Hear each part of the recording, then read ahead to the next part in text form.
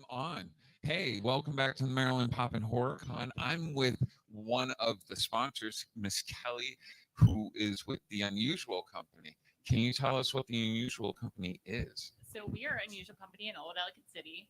We opened because Old Ellicott City had some floods a couple years ago, and the town was kind of shut down for a while, and it needs some new life and new business. We opened to help promote artists and creators. So we have movie props, memorabilia, authentic Italian gelato, 16 flavors. We have all sorts of stuff in our shop, from pins, patches, comics, horror, sci-fi, and fantasy. And we're just there to promote the artists and creators and just have a good time on the street. And That's great. You can come down, get a patch, and enjoy a gelato. exactly. And you're only located 20 minutes from Maryland Pop and Horror Con. Not Maryland, but Maryland Pop and Horror Carolyn Con. and Maryland. So come down to the con, check it out here, and then go. Are you open today? We're open today. We're open Wednesday to Sunday, either till 8 or 9 p.m. To a place that was closed. I was like, yeah, we're open on weekends, so you should go to the con and then go to us. Yes. Right after. Maryland Pop and Horror Con. Come check out the Unusual Company. Come check out the con. Have a good time. And thank you for joining us. Thank you. And we think you should live unusually with us. Yes. Thank you. Thank you.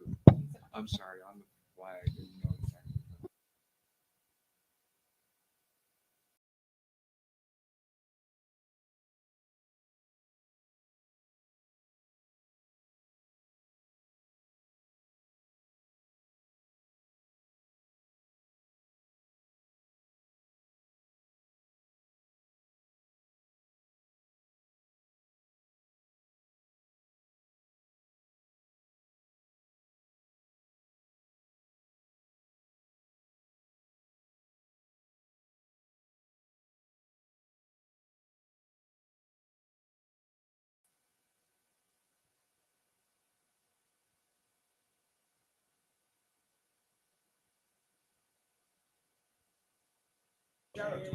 Is this mic working all right, Leo?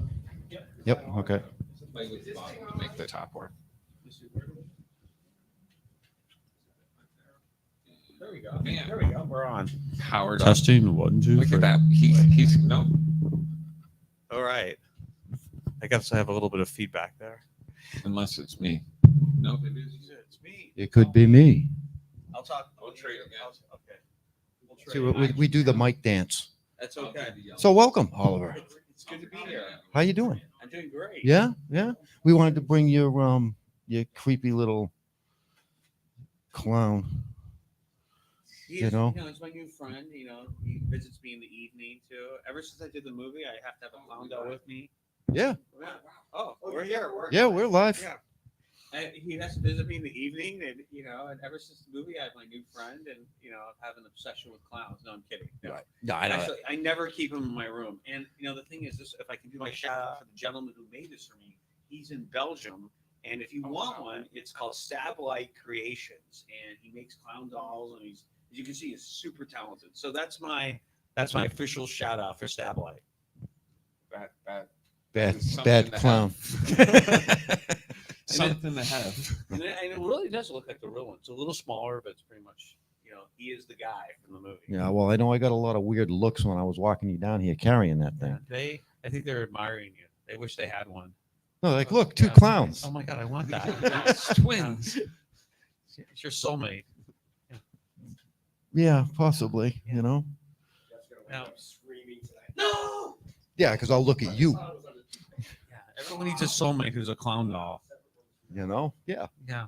But, clowns don't creep you out even after doing the clown film. dolls always creep me out too. And that's funny because when I was doing Poltergeist, before I got the movie, they kept it really secret, but they were interviewing me and they said, Oliver, what are you scared of? And I said, well, I'm scared of like trees and clown dolls. And that's why they're like, you're like the character Robbie. And that was one of the reasons why I probably was given the role.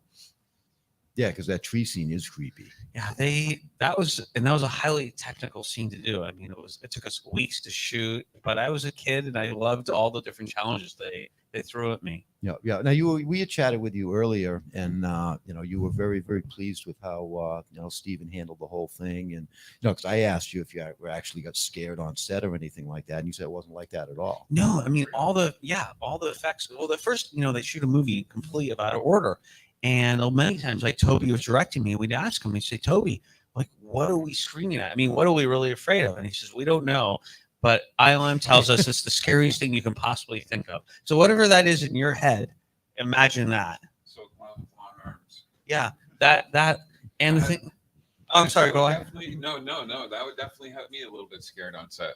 Yeah. When you're going like and it's actually there. Right. Well, I was already tapping into my fear of clowns, and not like and clowns like that, because I had one actually before I did the movie, and I always used to be afraid of him and keep him away from myself. And I should have just tapped into that fear when they said, okay, what are you actually afraid of? And when I was streaming the clown doll and all those things, I was thinking of my childhood fears when I was a little boy. Cool. Was Poltergeist 2 a more difficult role for you? I was a little older and I was starting to go through puberty, and I was kind of just really rebellious, to be honest with you. And the director was a British man, great director. And I was a handful to deal with on that movie. And I kind of fought with him on a lot of things. I didn't want to do certain scenes, certain way. And I argued. And, we actually did get into a fight one time on the set. And he said to me, Oliver, if you could do it for Steven Spielberg, why can't you do it for me? And I was such a little punk. I said, Brian, because you're not Steven Spielberg. And I know I was terrible. And, as a filmmaker now, I knew how bad I was being. But I stormed off the set, and I was a little shit.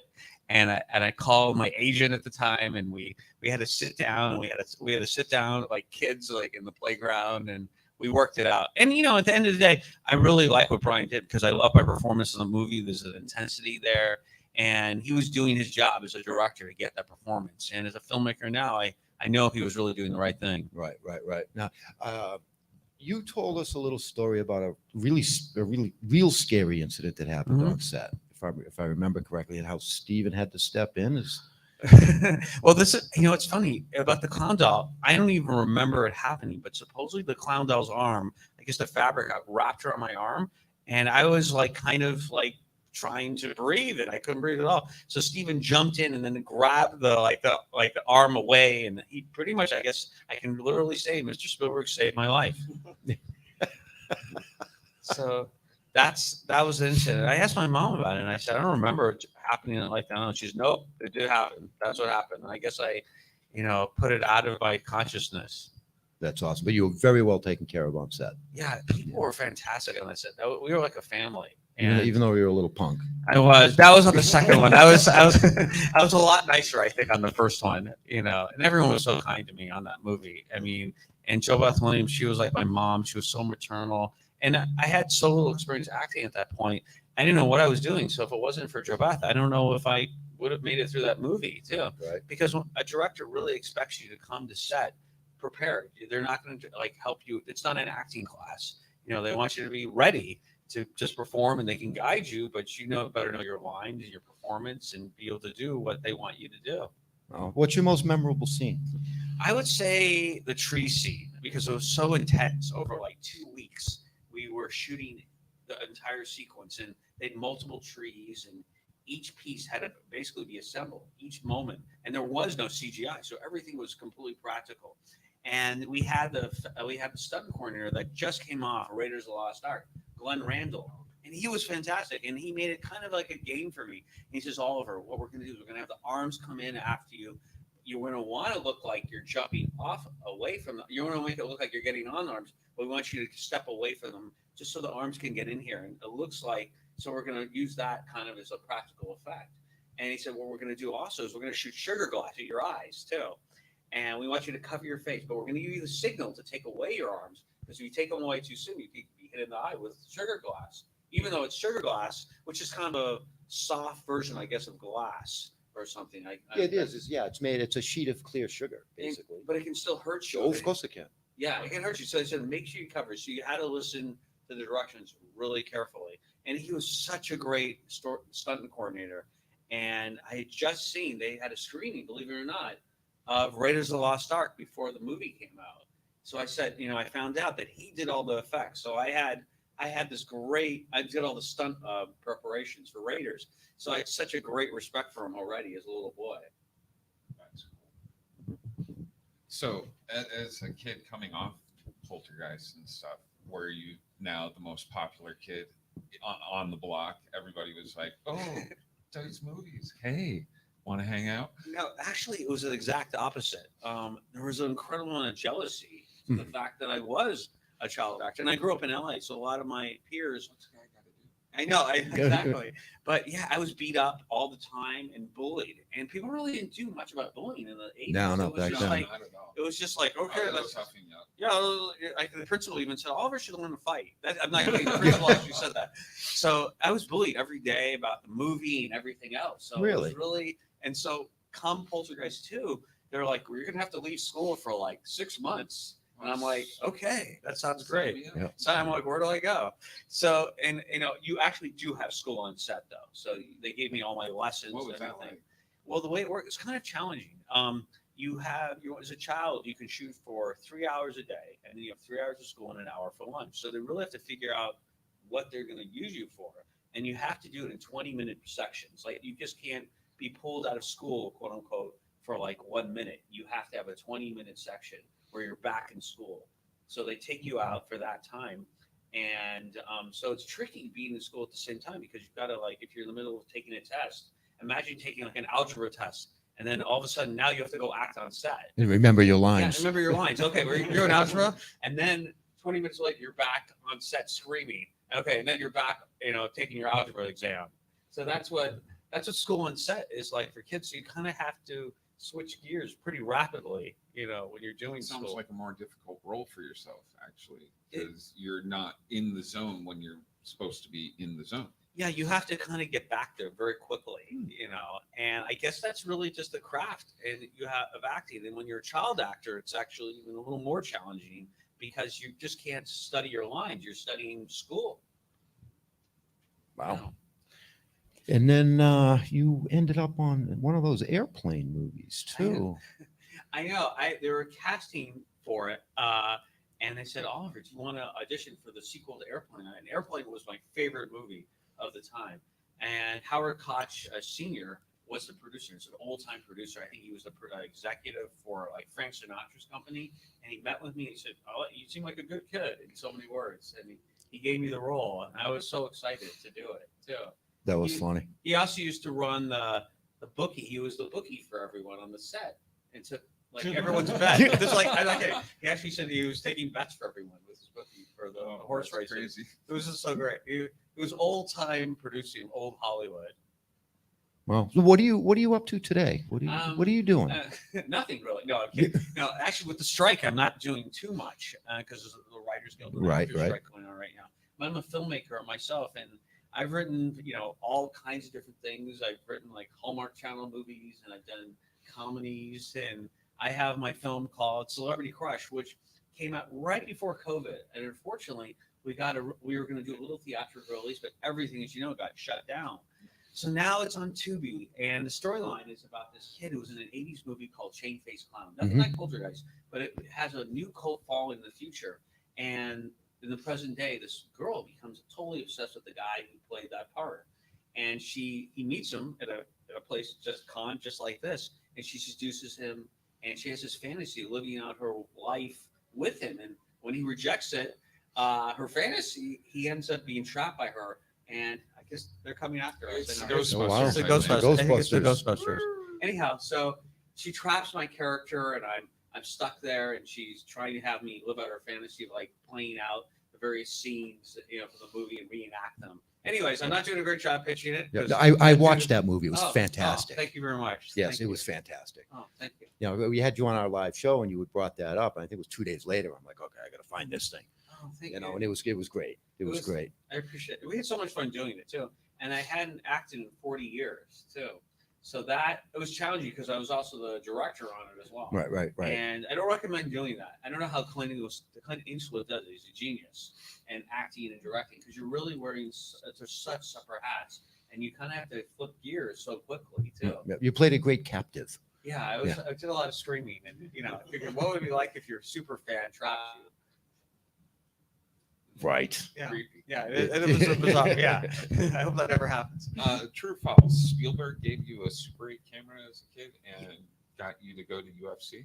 Yeah, what happened was, I was making I made these little Super 8 movies, and he saw it and he So you've liked it. been doing this forever. Yeah, it seems that way too. I've loved it ever since I was a kid. And Steven saw it, and he was like, "Here, I have." I came to set one day, and he says, "I have something for you." And he brought this steel case, and it was something called the Beaulieu 5008S camera. And it was the fancy Super 8 camera. Like, film is dead now, pretty much. Yeah. For the most part, unless you shot Oppenheimer, which was shot in film actually. But that's a little tidbit I found out about, and it looked great. Anyhow, so Steven gave me this case with this camera in it, and it could do everything with it. You could do, put the camera in reverse and do all the little practical effects. And he showed me like different techniques, and he says, "Do this," and he showed me how to have a little spaceship going against stars. Oh, And I that's kind of cool. I just fell in love with the whole process of filmmaking. And I did it for several years. And I asked Steven, I said to him, I'd like to try to be a professional filmmaker. And he said, what should I do? And he said, well, you got to learn the rules of filmmaking. The best place I think you should do that is USC. So I applied to USC Film School, and Steven gave me a letter of recommendation. And you'd think, they'd say, well, you're welcome. You're coming. Yeah, You're right. coming. Nice. USC actually rejected me. And so but one thing I learned about in life, you can never take no for an answer. So I called up USC, and I spoke to the person who was head of the admission committee. And I said, why did you reject me? And they said, we won't be told what to do. And I still didn't take no for an answer. So I finally met with the dean at the film school, and I showed him my film, and he said, you're really good. And I'm going to override the admission committee. So he overrode. I know it sounds crazy, but he overrode the admission committee, and it was almost like an Animal House. They put me on something called special status, and what that super secret special status. And I was like, what's that? 0.0. Yeah, that's 0.0 exact. I was almost like living in Animal House at USC. So then they said you have to maintain a 3.0 average, and if you maintain that, we'll let you stay. And this is the trick, though. At USC, the first 2 years are all general education when you're an undergrad. The second 2 years are cinema. So if I didn't maintain the 3.0, I never would have touched the camera in the film school. Okay. And they called me in every semester, and they're like, okay, what's your GPA? You may go now. And that was after I had the 3.0. And I had the best time, and I met so many great friends there, and the teachers there were so fantastic. So I was glad that I fought hard to get into the film school. Yeah, like I said, you don't take no for an answer. No, you really can't. And USC, it's tough, but it's worth it though, because it's such a great place, and they teach you everything you need to know about making movies too. So I highly recommend going there. No. Is there anybody out there that you would really love to be able to work with?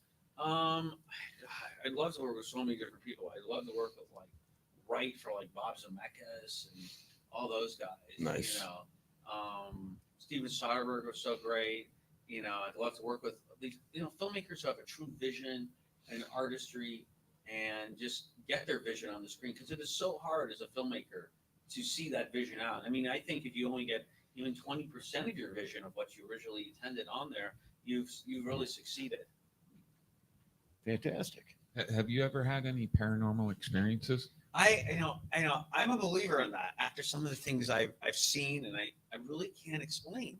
I went with David, who played the lead in Terrifier. Played Art the Clown. Very cool. Yeah, right. He's a great guy. So we were doing a show He started together. off as a cosplayer. Yeah. Like, Oh, really? Yeah. I didn't know. He's fantastic. yeah, amazing. Yeah. How that movie has come up and blown up for him. And everyone's so nice on that movie. And it's so nice to see that. Too, Yeah. So anyhow, we were in Kentucky, and they said, "Hey guys, do you want to get a private tour of the Waverly Sanitarium?" And we're like, "Sure." I didn't know anything about it. I'm like, "Whatever it is." So we went there. Sanitarium should have the given it sanitarium, away. The Waverly Sanitarium. They have I think they've done shows about it too, but I didn't know anything. So we went there, And they said they didn't tell us anything about the sanitarium. We're just going to take you on the tour. And we saw strange things. I don't know if they're tricks were being played in our eyes. We saw like orbs flying around, like on the floor. I'm not sure. We all saw it too. And what was funny, we were afraid to say anything because I said they'll think we're crazy or making this thing up. Like, and they always said, "Did you see that?" And they were like, "We actually saw orbs." And then we saw these other things, these weird shadows that went through the doorways. And I didn't want to say anything about that either. But we all saw them. And they said, "Oh yeah, don't worry about that. That's just a shadow people." The shadow people. Yeah, I'm like, that's okay. safe. Okay, that sounds good. And then when we were up on one of the floors, David was like almost like panicked, and I'm like, "What's going on?" He's like, "Someone's whispering in my ear." So this place, whether you believe it in it or not, had a lot of strange events taking place there. We experienced it that night. So I guess I am a believer in the paranormal. However, they did say, NASA came out there and they were trying to do studies of what was causing these. Yeah. They said it might be an interdimensional kind of thing. They had various theories of what was happening in the sanitarium. So, Okay. yeah, Interdimensional. like crossovers and different things. Well, they got to Trying add their explain- science to Yeah, it. they added you their know? science. So it That's was- big words. Yeah. it was interesting. Whatever it was scary. Yeah, interdimensional. Yeah. Does anybody out there have a question for Robbie? Nobody. Yeah, you have to have a question. You Yeah. came Yeah, to no, the you Come on up panel. here. Yes. Yeah. Come on up here. You don't have to if you don't want to. We're gonna make you famous. Oh, okay. I'll switch. Okay. I said, yeah. Sure. Yeah, yeah. She's camera shy. So there's a lot of, kind of gossip about who really directed Poltergeist in terms of Toby Hooper being credited with Hooper and taking over You were there. Yeah, I was there. I was there part of the time. No, Toby directed me in the movie, but I really think it was truly, a creative team effort. Steven had written the original screenplay and wrote it with Michael Grace, Mark Victor, and he hired Toby to bring alive his vision. And this is, and I speak from being a filmmaker, and I've written scripts before that have made by other directors, and you want to, and you want to get your vision across the screen. And it's so wonderful when directors embrace you as the writer too. And he also was the producer. So I believe that everyone worked together, and Toby was trying to put his own vision in it, but at the same time, he worked to bring alive Steven's script. And, people say, well, it really looks like a, Steven Spielberg movie. And it very much should, because Stevens wrote the screenplay, and the movie plays almost scene for scene like the screenplay. I think a lot of the fear and the terror elements are truly part of, Toby's vision. And I don't think it would be really the same movie if Toby hadn't directed it, So the fear, the horror parts of the film truly feel like a Toby Hooper kind of movie. But then at the same time, you have the family and the heart and the love, and that is all about Steven, and that's his movies. And I think it was a amazing collaboration because you have both those elements that came together. So yeah, it was whoever, whatever people believe, at the end of the day, I don't think it really matters because we managed to generate a movie that still people are talking about 40 years later. Good answer. So I have one last question for you. Are you a cat guy or a dog guy? I love them both. I love all fur creatures of all kinds. Anything furry? Whoa. Whoa. I know that could go the wrong way. Just saying. An animal kingdom. Okay. I don't want to cheat at home, but yeah, I like dogs. I like dogs because they're kind of needy and they're your buddy. And cats, I just respect because of their independence. They just come to you and they need you, and that's okay. I get that too. Very good. Thank you. Coming to these times, do you yourself collect anything? Um, Oh, wow. That's like the robot. Oh, I actually don't collect. I don't have a specific. I just like little knickknacks and different things. I love action figures. what kind of action figures? Like Star Wars. Me too. Well, the thing is, I got wasn't. an original Boba Fett on card. Wow, That's so great. I know I'm a big nerd. I wasn't allowed to have action figures when I was growing up. My parents were from the 60s, and they wanted me to get creative toys. So I wasn't allowed to have anything that was physically about or physically that thing that it was about, like Star Oh, Wars no figures. kidding. So yeah, so then I got to have my second childhood, and then I went out and got all the Star Wars figures. Well, that's Yeah. what I'm doing now. My wife, God bless her, like it's just like I'm a little kid. Come to these things, and I come home with like swords and stuff. It's pretty sad. It's good that she appreciates that, though. Oh yeah, You yeah. know, She, you she need that. encourages it sometimes. We need that. Life is. I know. Who doesn't love Scooby Doo too? So anything else? Anybody Yeah, else out there? yeah, You got a yeah. question? This movie obviously is everyone's favorite, but is it your favorite, or is there a favorite Oh. project or film or show or something that you worked on that is more your favorite than this movie? My favorite movie. I love all genre, but I really love like if I was going to talk about popcorn films, Back to the Future is probably like my What favorite. about that you worked on that you've actually like your favorite project or Oh. something that you worked on? I like, I made Back this. to the Future's awesome. I made this Hallmark movie I really like. It was called. It starred John Schneider, and it's about this little boy who builds a soapbox racer set in the 1970s, and he's befriended by the town crazy, who just came back from Vietnam, and he lost, everything in his life, his family while he was gone, and they both help each other in different ways. Like the little boy becomes a champion, and John Schneider's character comes out of this hole. He's near suicidal, and it's really odd because it's so dark, this movie. Because the little boy lost his parents as well too. You wouldn't think of it as a Hallmark movie, but the guys there at Hallmark were like, "We want to make this thing." But they saved each other. Yeah, and they both save each other. So I guess you have the Hallmark ending, but they start in a really, really awfully dark place. And what's that called? You've got it right. And yeah, we made it, and the director really cared. And they don't have a lot of money at Hallmark, and relative to studio movies, I mean, they shoot them like in a month. Versus studio movie, they have like a year or 9 months, longer for a prop and When did everything. that come out? That was in 2007, and yeah, I love what they do with it. Yeah, it was. I kind of based it on that movie, Cinema Paradiso. I don't know if anyone knows that film. It's an Italian neorealist kind of inspired kind of movie, and it's about a little boy who falls in love with cinema and is befriended by the outsider in the town, the projectionist. So I kind of based the structure kind of on that because I was a big inspiration. I love Italian realism, and I kind of use that as my prototype in a lot of ways too. All right. Well, Well, when did? Oh, No, are go we ahead, go supposed to be done? Oh, okay, I was gonna be like, when did you know you had a talent for writing? I never thought of myself as having a talent. I just enjoyed doing it. Like when I was a little boy, I'd write. I had a crappy typewriter, and I used to type up little stories, or I did your choose your own adventure stories. Oh, I love those. I made my own up, and I just had fun doing with it. And I've never been the writer that I want to be. I think writing is incredibly difficult. I'm a fair writer, I believe, in a lot of ways, but I would classify myself as a better director, bringing alive a writer's vision. Because writing at a certain level, you can, and I really believe this. I think you can be a professional screenwriter and never be like Robert Towne and be at that level, and tell a story. And yeah, that's my feeling about writing. cool. Anything else? One last question? No. Anyone? No? Well, I want to thank you, Robbie, for joining us, and please get this creepy clown out from behind me. Yeah, we'll get him out of here right now.